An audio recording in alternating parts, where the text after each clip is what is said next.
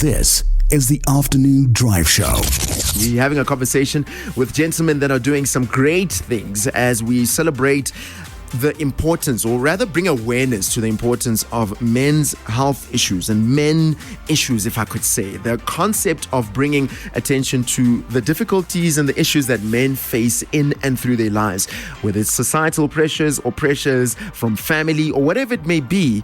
This is a time that we're going to be talking specifically about that. This afternoon, I'll be chatting to Kamogelo Matsepe as well as Tumelo Dichabe from the Power Couples Movement, and we're talking about a men talk event that they're going to be having a little bit later on, where they're going to be discussing issues relating to men. These will be covering issues such as mental health, finances, infidelity, as well as expectations.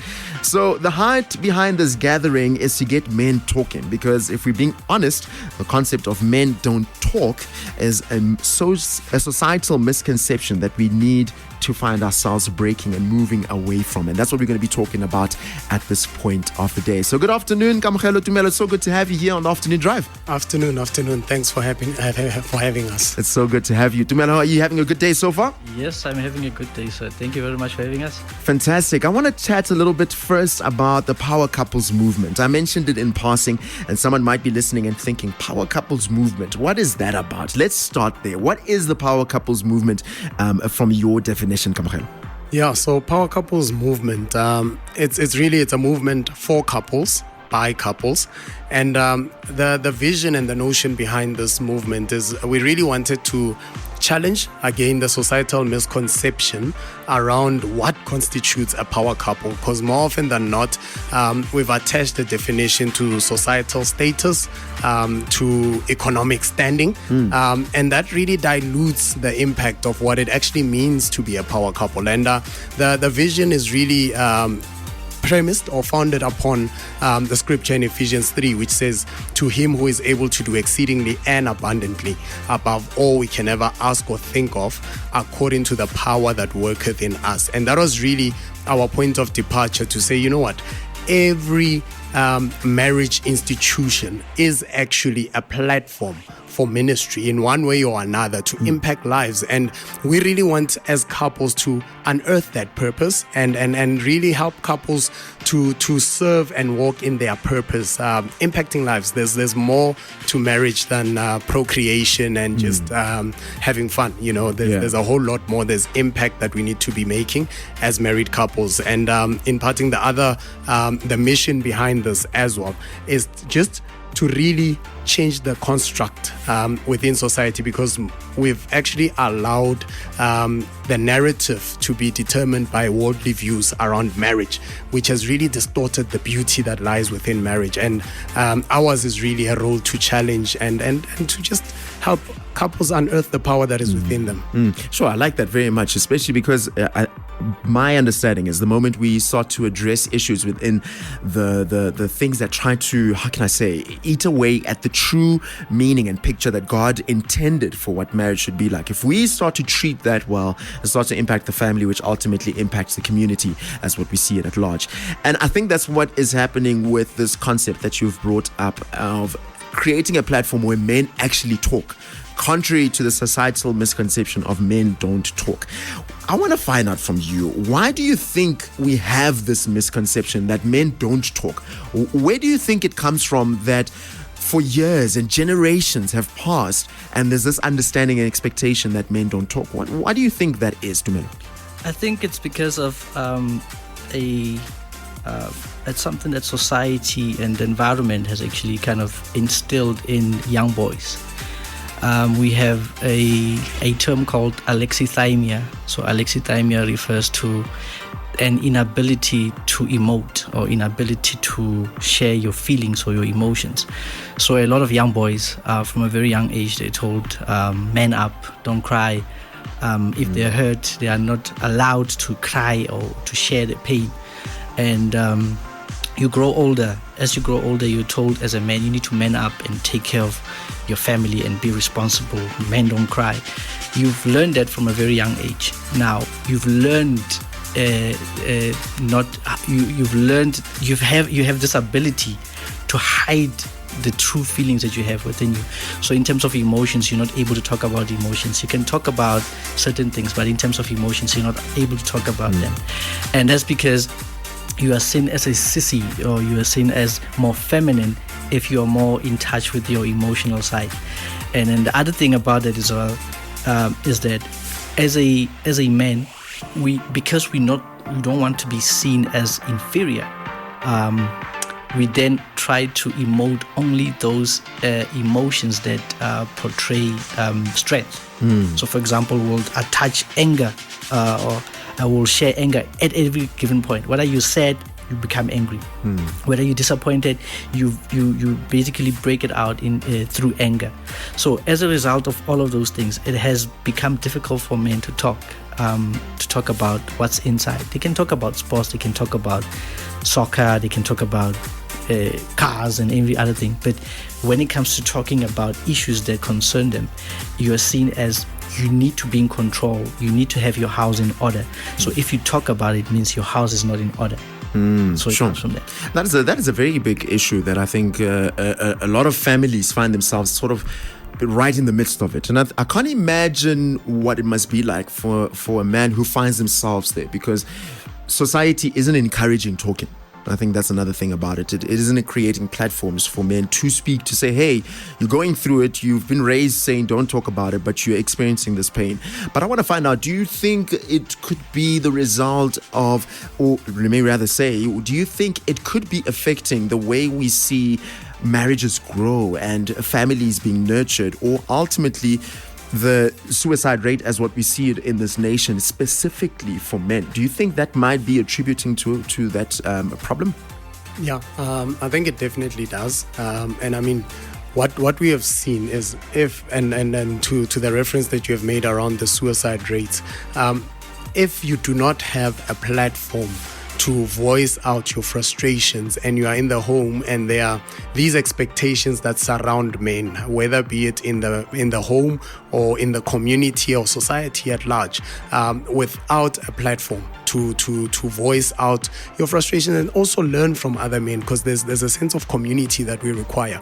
It then fuels and projects itself in some of the things that we are seeing, i.e. the suicide rates. And one thing, while we're on that point, I mean, there were some stats that were released, I know it was about 2019, and South Africa featured in the top 5 in terms of the highest suicide rates. And unfortunately, the large chunk of that are men. I mean, I, for one, in my own personal space, know about 3 men that committed suicide just in the last year.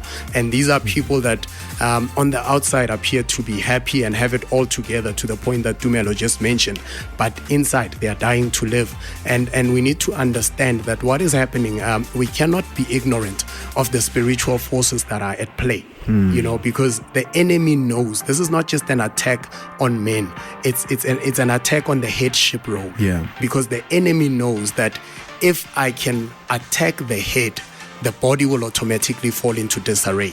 So that's where we need to fix this notion and everything else that is happening. So definitely agreeing to your point that what we are seeing is a product of the underlying issues that we need to address. And do you think then, in a platform like that, when you create a platform, I mean you guys are going to have an event where you're going to be having men come together, specifically just men, talking about these issues to create an environment, because we're saying society doesn't have a platform, and you've created that platform with an event that you're going to have later on that they can register for. Do you think it's then going to be easy for men to, one, come to the event, and two, then allow themselves to open up? Because I mean, if you think about ladies, women are more likely to, even if they meet someone who's a stranger, almost put out their sleeve, wear their heart on their sleeve, and put out what they're going through, and sort of open up and easily do that. Whereas with men, it's a little bit harder, and not, I mean, so much harder, I would assume, in a room of other men that you have no idea who they are. Do you anticipate that with time that this will be something that will become a norm, that even at this event that people would be comfortable to speak towards that? I believe so. We need to have a fertile environment in which we need to throw this seed, which needs to bear the fruits that we want to see. And for that, you'll be surprised in terms of the amount of men that are waiting for an opportunity like this to share, to voice out their concerns, to talk about their fears. No man has ever spoken about what they're fearful of, and they don't share it with their wives, they don't share it with their friends. So we believe that a platform of this nature will allow men to come in. We don't expect everyone to open up on the very first day, but we believe that if we put the platform there, it becomes easier for them to say, I'm in this space, I might as well share. Yeah. I'm in this space, I might as well learn. And in me learning, I can also ask a question and maybe learn something even better. And I think also maybe realize that your situation is not unique to you, that there's maybe one, two, or a couple others that are going through the same thing. I want to find out quickly, you've mentioned it in passing where you said the expectations that are coming from society might be the reasons why some men hold back. What are some of the issues that in your study that you've sort of come across as the main highlighting things that keep men back? That these things, for example, you might say finances or whatever it may be, are the things that a lot of men find themselves experiencing internally and therefore cause them to keep quiet, that they may be going through. Yeah. So I think we've limited the concept of just defining what constitutes a man. Right, in the eyes of God, and also now bringing it into various roles. We've limited our definition to the roles that men perform. So for example, if I as a man have an inability to provide financially for my family, by virtue of that, I immediately retract and feel as though my voice doesn't hold as much weight as someone that actually has the ability to provide. So I think we need to just go back to the foundation, and the scripture also says that if the foundations are ruined, what can the righteous do? Let's go back to the foundation and understand what actually constitutes a man, aside from the roles that the men perform, which in part those roles are then what inform expectations. But we need to understand that there is actually a bigger scope to the definition of a man, as opposed to just limiting it to the roles that men perform. And that's really what we wanna unpack during this discussion around the concept of expectations, to say you are not defined because of your ability to provide. Your presence is actually more important than the presence that you can give to your children. Provision does not in any way determine your position. There's more to, and I'm saying financial provision because there's provision as a concept is quite broad. There's more to a man than what a man does. And that's what we want to really get across. Sure. And I think last year we were writing a series in partnership with Heartlines, speaking about fathers matter. And one of the things that I remember is the big issue of fatherlessness that we're seeing in our society and various families and communities all around South Africa, not even speaking about the world. And I know it's a global issue, but if we're looking at South Africa, it's one of the things that we're seeing, because men feel like, I'm unable to provide financially. I'm not in a place where I can lead you in any way. So therefore, I'd rather leave. I'd rather not be involved in the life of my family in any way. Now, I wanna quickly bring it back to the picture of power couples as we wrap up our time together. Why do you, or let me rather ask this: what do you think then becomes the pressure that a man not speaking and going through these thoughts and these feelings of loneliness and feeling that no one understands and feeling like inadequate based on the standards of the world? What do you think that puts onto the marriage relationship that they are then in? The pressure that it puts on the family, as mentioned now, or most importantly, the pressure that it puts on his relationship with his wife? That's a powerful question, and Tumelo will also chip in, but I think it's to the very point that you've just mentioned, presence. It then causes the pressure that it puts is the man becomes absent. Even when he's there, he might be there physically, but emotionally he's not present, And again, to give you an example to scriptural reference, when things went wrong in the first institution of marriage that we saw in the Garden of Eden, God asked Adam, where are you? So the question is, when things are going wrong, we need to be asking ourselves, and this is a narrative that a man of God shared over the weekend, where is the man? he might be present physically, but is he present emotionally? Is he present spiritually? So that's one of the impacts that this would have. Tumelo, from your side? We need to be balanced as human beings. You not only need to be in a state of ecstasy or joy, mentally, physically, or you need to be there emotionally as well. So if any one of these is not balanced, so if the physical is good, the spiritual is good, and the mental is good, but the emotional is not good, this imbalance, it brings imbalance to the rest of the other four faculties. As a result, it breeds an environment for an unhealthy marriage, where the kids are there, but they've never felt the love. They've received all the presents, but they've never felt the presence of a father. You're not able to comfort them because you yourself need comfort. I mean, I was talking to a friend of mine over the weekend, and he was talking about the fact that it's pretty amazing how God's grace has been upon the young men who are married young, but are able to become good fathers and good husbands. Yet, when you look back, you don't really have an example. The closest example is your dad, who comes from a slightly different age, and where the role of a mother and the role of a father and the role of a wife and a husband were slightly different. Now you take that, you superimpose that into our current marriage. It doesn't work. The advice won't work because we live in a slightly different environment. So we need to try and find ourselves as men within ourselves first before we find ourselves within marriages. Because if we come into a marriage empty and we're hoping that the marriage will kind of fill us up and make us better, we're going to fail. But if we could find ourselves first, it says that if you're coming in full, and then your wife is also coming in full, and you come together into a marriage as an overflow. But if one of you guys is empty, then the other one will have to live with a deficit because they need to constantly pour into the other one. So I believe that it creates this environment of unhealthy marriages if we as men are not able to take care of ourselves first. There's a gentleman who once mentioned this.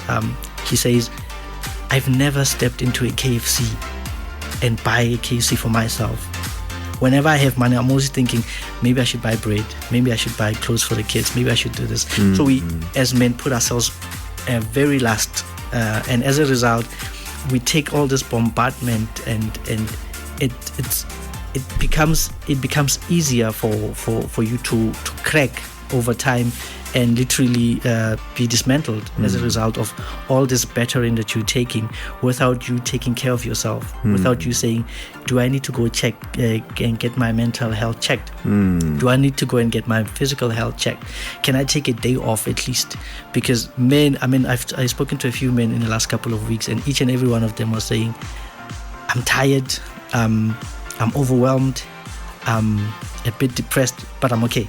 And that's how a whole lot of men are. It's like you carrying all these injuries, you've broken down, but it's extra time. I still need to play. I still need to be in the game. Yeah, sure. Well, I think it's some fantastic work that you guys are doing through the Power Couples movement, and I think it's really putting energy back into, hey, let's build the relationship of the two coming together and rebuild the establishment that God has ordained and set in place, that it should be able to make a difference in the society that we're in. And I think with some of the resources that you guys have available on your Instagram page, I'm not sure if it's also on Facebook. Yeah, it's mostly on Instagram with a podcast as well. Awesome. That is Power Couples Movement across all podcast platforms. And then we've got as well on Instagram, Power Couples _movement. You can follow us there. That's Power Couples _movement. And we are on Facebook as well, Power Couples Movement. But by and large, Instagram and the podcast platform is where you get most of the details. And I love something that you mentioned in passing also earlier on, Tumelo, where you're talking about, especially as young couples. I think it really is encouraging to all the generations to see that in the couples that's coming, in the generations that's coming, in the communities and the families that we'll see being raised up. It's sort of like to say what the Lord is still yet to do is in good hands if from a young age we're putting a focus and an attention and a tenacity into saying, if we get couples done right, the definition of power couples being done right, ultimately we even change the definition of what a man is.